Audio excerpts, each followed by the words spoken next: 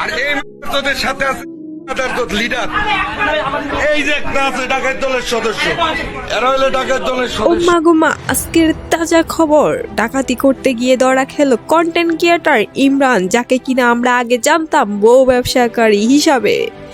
ও মা গো মা, এখন দেহি হাতে শুধু বউ নিয়ে ব্যবসা করে না, হাতে ডাকাতিও করতে জানে। কথায় আছে না, অতি লোভে তাতি নষ্ট।